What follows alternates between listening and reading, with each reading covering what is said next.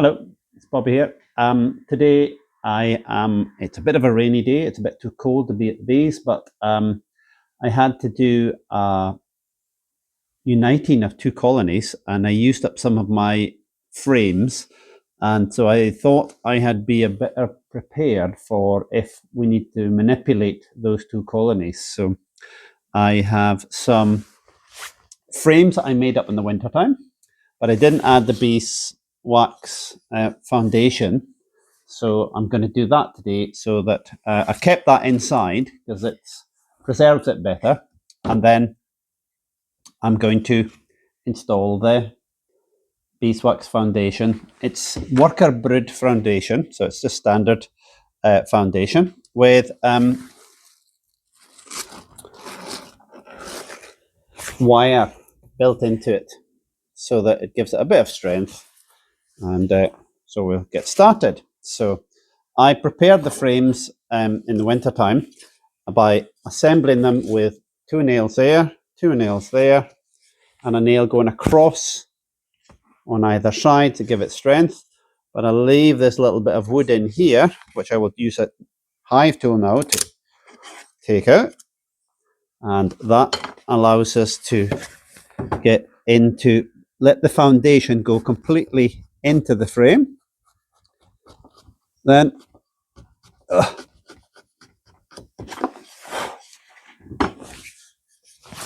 so that's us now with a nice clean frame, cleaned up there, so that we can start thinking about putting the foundation in.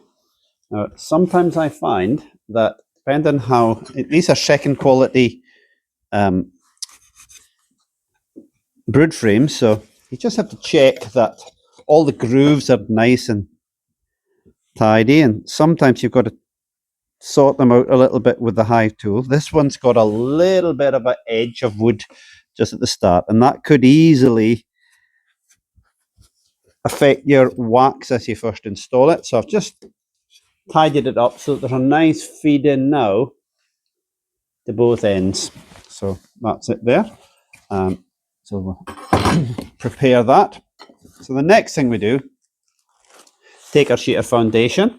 It comes with, these ones come with a separator sheet. So I made the mistake of trying to assemble it with a sheet, so it got stuck between the frames. So take that off and then flip the little bits of wire foundation hook so that they can come up. And then I do it so that there are three on one side and two on the other.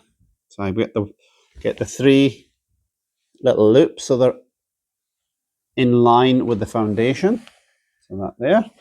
And then it should feed through here. Now this is a bit tricky, so you have to take your time making sure you're not too greedy and make sure you get it fed in. I'm opening up the middle of the guide pieces of wood here, and then once you get them started, they're not too bad.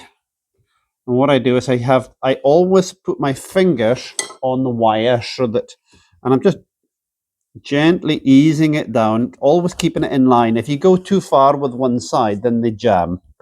And then I pull it there from the other side. So it's not working quite well there. So, and then once I get it really close to what will be the top of the frame, it's upside down at the moment, will hang like that. I then I just take something to hook the wire so that it goes round. This is an Allen key, and then it's easier to do that loop before you put move it the first bit in. Okay, and then I slide it down the last little bit, and then check that you've got it flush along there, and it should. Oh, that one there needs to go a little bit further on the right hand side. Yeah, that looks good now. So that looks like the foundation's in properly. And then I flip these little loops either side. I don't nail these at the bottom. I think they're fine.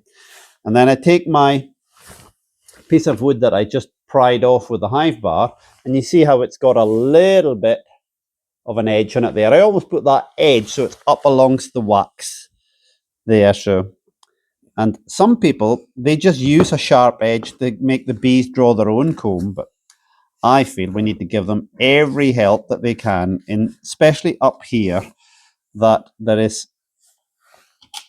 a limited season. So if they have to spend less time getting their foundation started, it gives them more chance to do the other things that they need to survive.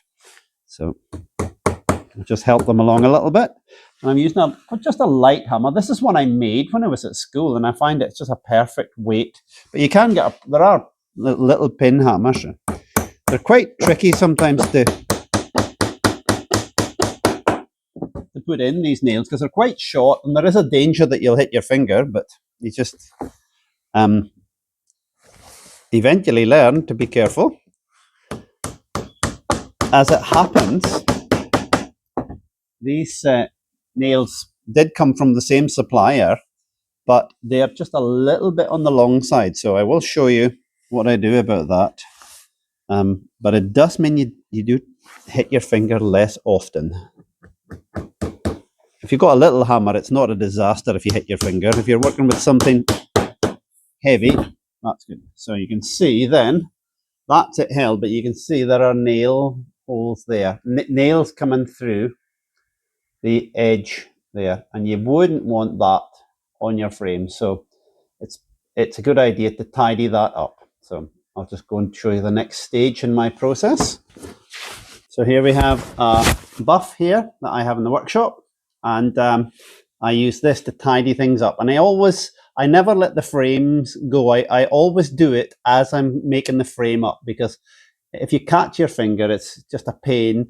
It's literally a pain, and I think it's good practice just to leave it so it's safe to use. So I've got my glasses on, so it's safe for the grinding sparks.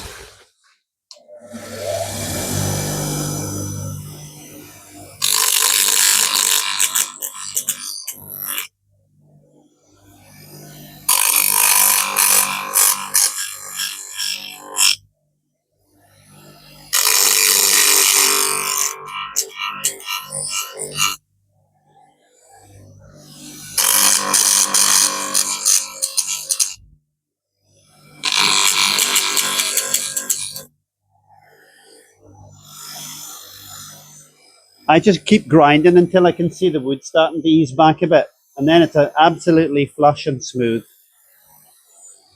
And that seems to leave your frame. So you've got a complete frame ready now. Now it's important, I made a mistake when I first did this, that I laid them on the side. So now what I do is I make sure I store them in a proper brood box ready for when I need them. And it's good to have them ready to go, because when you do an inspection, quite often you find that you need these at short notice. So it's good once you've got the season up and running to have some super frames made up and some brood frames. And I'll do the same for the super frames once I get the last of my brood frames ready. Thank you.